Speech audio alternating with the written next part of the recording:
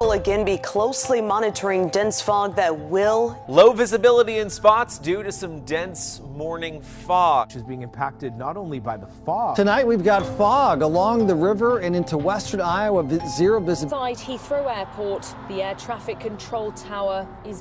Sa ngayong araw na ito, may kakaibang nangyayari at hindi ito tungkol sa mga siyentipiko na nagtuturo sa mga daga na magmaneho ng kotse. Mas kakaiba pa ito. Sa nakalipas na linggo, isang kakaibang makapal na ulap ang bumalot sa ilang bansa at hindi lamang nito pinipigilan ang visibility kundi nagpaparamdam ito ng kaba sa mga tao. At may dahilan kung bakit. Without a doubt, something going on across the country. This is being reported in multiple towns, multiple cities, multiple states, coast to coast, even in the UK. Alam ko kung ano ang iniisip ninyo. Panahon lang yan. Bakit kailangang mabahala? Pero itanong ninyo ito sa sarili ninyo. Ang panahon ba ninyo karaniwang may kakaibang amoy o may metallic taste? Hindi naman siguro, di ba? Kaya naman ano kaya talaga ang nasa likod ng kakaibang penomenang ito?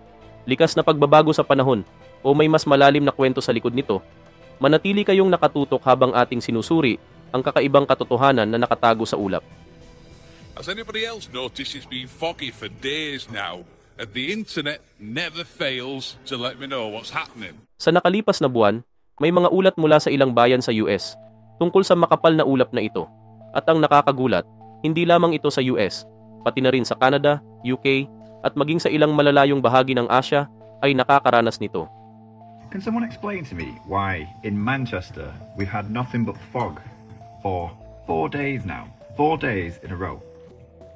Normally, just behind these buildings, I can see for miles out of my window, but I haven't been able to see past these buildings here, barely seeing this main road, since the 23rd of December. It's now the 27th. And I know what fog is, and I've seen fog before, but I don't think ever in my life. Nagdulot ito ng pagkaantala sa mga flight, problema sa riles, at panganib sa mga highway. Ayon sa mga ulat, maraming pangunahing paliparan sa US at UK ang nakaranas ng malalaking pagkaantala at kanselasyon dahil sa mababang visibility na pumaparalisa sa ilang lugar.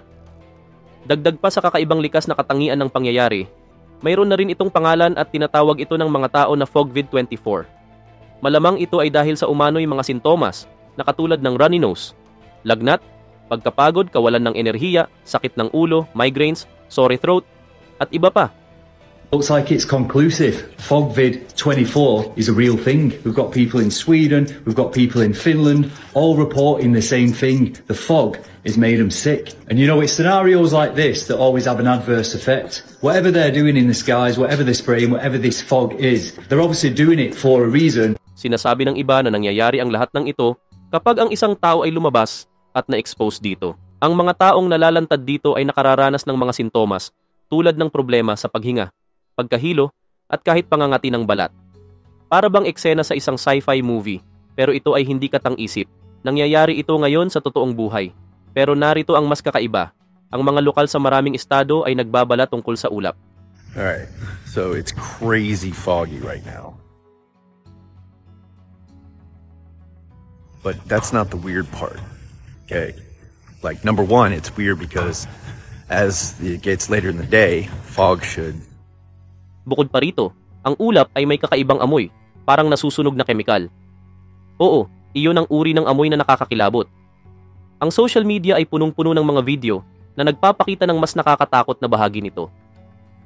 Sa mga video, makikita ang kakaibang puting particles na bumabagsak mula sa ulap, umiikot sa hangin sa hindi normal na paraan. Dahil dito, marami ng conspiracy theories ang lumalabas online. There are some people saying it could just be fog. A lot of different opinions.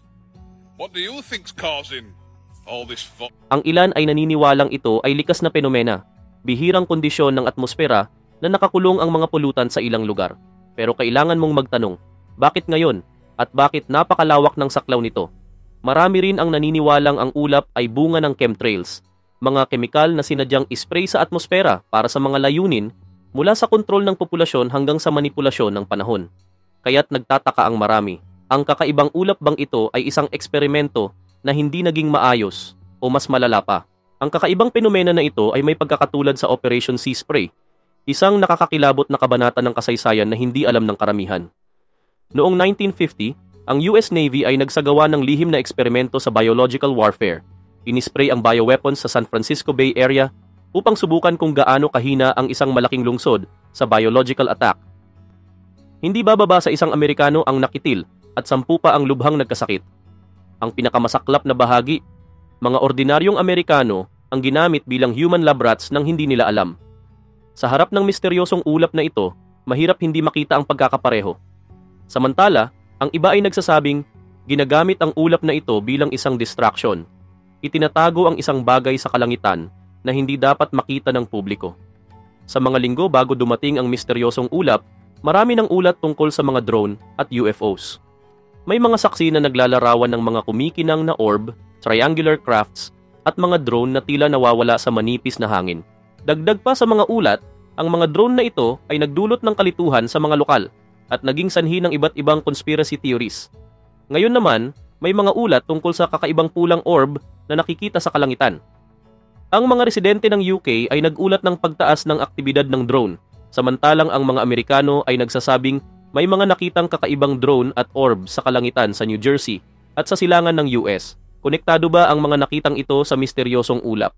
Sa biglang dating ng ulap na ito, parang napakalapit ng koneksyon para hindi pagdudahan.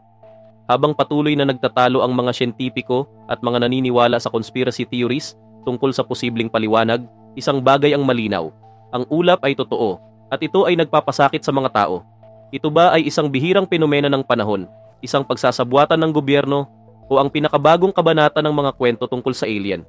Isang bagay ang sigurado, ang kwentong ito ay malayo pa sa katapusan. Ano sa tingin mo? Isa bang likas na misteryo ang ating nararanasan?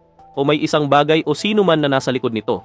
Mag-iwan ng iyong mga teorya sa mga komento at hindi ako makapaghintay na marinig ang inyong mga opinyon. Manatiling nakatutok para sa mga susunod na update dahil ang ulap na ito ay mukhang hindi mawawala sa lalong madaling panahon.